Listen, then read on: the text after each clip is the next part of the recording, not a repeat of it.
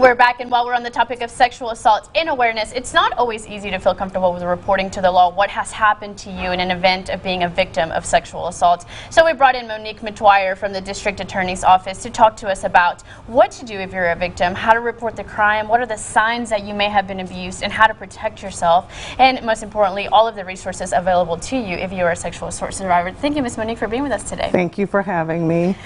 Go ahead. No, so what we wanted to talk about is you were telling me earlier that there's like a big umbrella. Every case is different, but if you were to find yourself being a victim of sexual assault, what should you do?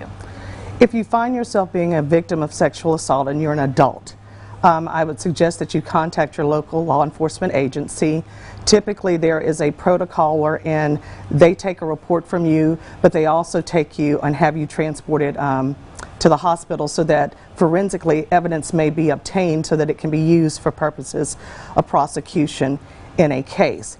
If it is a minor, however, typically what happens is there's been a report by the child, and depending upon where and to whom that report is made, then that person takes the next step. For an example would be if a child were to report to a teacher at school, the teacher is supposed to contact the Department of Children and Family Services and also law enforcement, because both of those agencies will investigate, but with different goals. One is for prosecution, one is for protection of that child. So the main thing is to make the report. Yes. So speaking of making the report, I know that women out there could maybe have fear or just not feel the courage to come forward and speak about what's happened to them. Tell us about the importance of coming forward despite how hard that might be.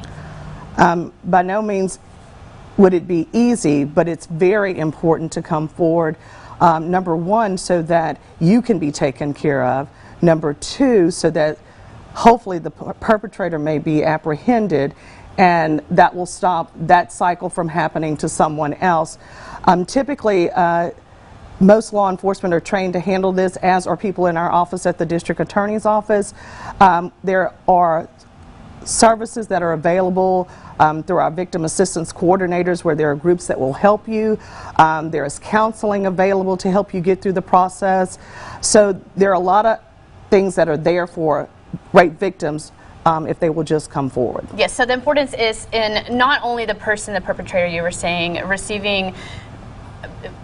being accountable for their actions, but more so the resources that are available for the victims in order to heal and move along through this traumatic experience that has happened to them and still be able to lead a normal life. Correct, because counseling, I think, is one of the most important things that is offered, because typically it is something that doesn't have to be continual, but you may need it at various parts and stages of your life. Different triggers may bring you back to that incident where you will need the help of a professional.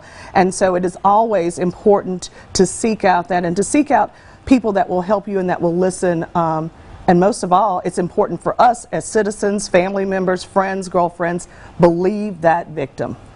Absolutely. And we want to tell them that they're not alone, and that they do, if you don't have close friends or family that can help you, by going to the authorities and reporting what has happened to you, some help will be given to you and you won't be alone. That is absolutely correct. Yes. Well, thank you so much, Ms. Monique, for being with us today. Lots of good information. So if you are a victim of sexual assault, we encourage you to report it, and you are not alone in your journey. And don't go anywhere. We're telling you ways to keep yourself healthy after the break.